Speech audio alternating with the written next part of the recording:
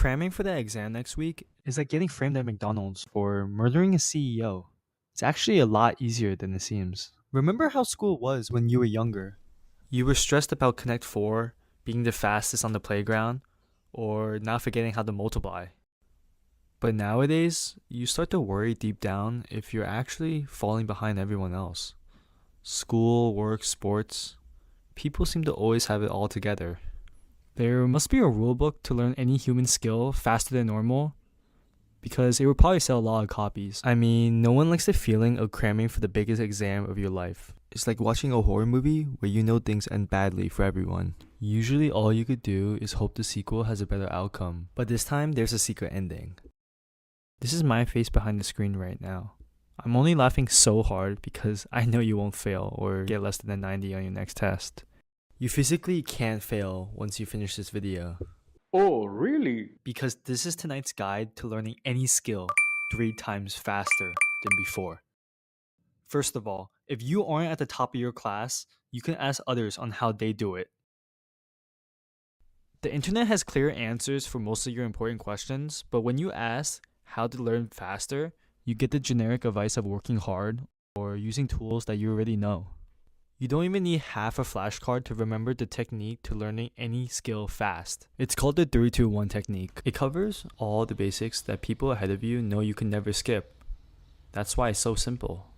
Unlike other methods, it makes you better at multiple things at once. You don't have to isolate one skill, which is great because commitment is scary anyways. This technique is for people with bad luck. That was too fast to read? Well, I guess you are unlucky. But being unlucky is exactly what you need for this technique. Oh, really? To explain why, we have a special guest, Steve Irwin, a zookeeper from Australia. Now, how would a zookeeper help you make the varsity team or ace all your finals? His literal job is to learn life skills fast. Like getting out of bed if you see an alligator fast, or surviving the 100 men versus 1 gorilla challenge really fast. Now, Steve mastered the one thing that every student needs, the skill of learning on the fly. Even though you're not wrestling with alligators, you're wrestling with something even worse, your parents' expectations. Luckily, the method for acquiring new knowledge is not only the simplest, it's also the most easy. That was easy. Steve's own son listened to the essentials and he graduated high school at only 15. He didn't work harder than you and he didn't get smarter, as you can tell by his choice of wardrobe. But just like how there's a hierarchy to the animal kingdom, there's a hierarchy to the top learning advice. They are obvious but the hardest to follow. They're the ones that unlock your potential. It's what the normal people do to make Harvard without being, rich. The technique is to wake up before sunrise, wear the tannest pants in history, be able to vibe with massive sea lions? Okay, just kidding. It's almost as simple. The 1 stands for the one focus all your energy and time should be for. When you have at least 30 minutes to work, you need to start with the scariest shit on your mind. It's probably the thing that you're making excuses for or avoiding somehow. It's like moving a big rock. It's hard to start, but then momentum kicks in. Push the easy work to the end. It gives you a perfect routine because there's no false confidence in doing easy work. Remember, most of your energy goes to the first thing you attempt, so choose wisely. Write down everything that needs your attention for the week. Like, actually write it down. Arrange everything in order based on how much each task scares you. Like, that pre-algebra studying you've been putting off, right at the top. Your unconscious brain is scared of all the work it's going to take, but it's only going to be more if you don't start. Now, Steve knows, no matter how lazy or determined you are, you have to work on the scariest thing first. Imagine you're fighting for your life against 3 alligators and 20 cats. You should be dealing with the alligators first every single time. And this is no different for everyday work. You can try all the fancy methods online, but you can't mess up this order. Now, translate this to all the skills you're working on. Like, no one wants to be a one-trick pony. You're finally getting ahead of your peers and learning as quick as you thought you could. Steve even might think your life is too easy. Congrats, you're 1/3 through the whole method, and consistently getting through all your work is like a game of hopscotch now. If you ever touched concrete before, you know hopscotch is fun and easy. The second level for the 3-2-1 method is tracking your progress every 2 days. Okay, let me explain why. Oh, sorry, I was waiting for 2 days to pass. You see, work ethic isn't the most important thing. It's how often you readjust your goals. Treating every day like a strict deadline is like asking your favorite stick figure animation YouTuber to post more often. It's just not going to help at all. The problem for setting a to-do list every day is that there's no room for error. And when the day comes around, and it will, then nothing seems to go your way. You're either going to cling to your unrealistic checklist or drop it entirely for a long time. Think about your self-improvement as a bike race that resets every year. You can see here, there will be uphill and downhill sections. The average advice says to ignore them and pedal hard all the time. Do I look like David Goggins to you?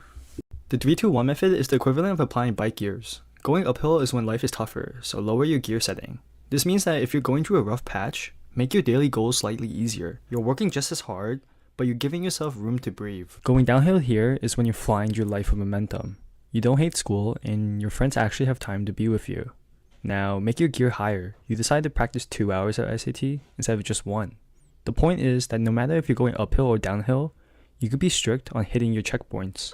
And for the times when life feels flat, like over here, still make your goals ambitious. Despite what your teachers or parents may say, you're not lazy. You're just not making your goals precise. You can only limit unproductivity. You can't stop it. No other YouTube channel will tell you this truth. There might be a good reason for that. Instead, treat your time as periods of 48-hour blocks. This way, if you have a terrible day 1, you know that night what areas you have to go all in for on day 2. This system forces you to work harder than you ever have before. Okay, rehydrate. There's a little bit more to the method. In order to accelerate your skills, when you plan a to-do list for your next 48 hours, you have to write it all down. After all, a goal that isn't on paper is just a dream. You'll have to get some paper ready, but that's better than waiting for a dream to come true. Wow, last step of the method. Never ever multitask when you're in focus mode. There has to be one thing you're putting 100% attention in if you want 100% of the results. Let's go back to the scenario where you're studying for that math exam that you really don't want to worry about. Wait, that new pop or indie song came out? Well, why not listen to it while you study at the same time? Pause it. If you're going through the algebra homework, don't be going through your favorite music album.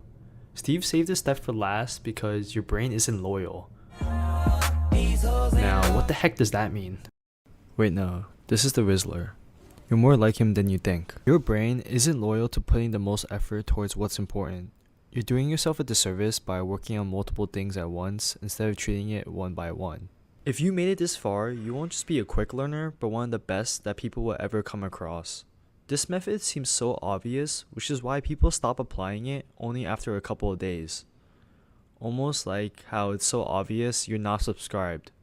Okay, that was really bad, but if you could donate or subscribe, it would help a lot, because it's getting kind of lonely in here.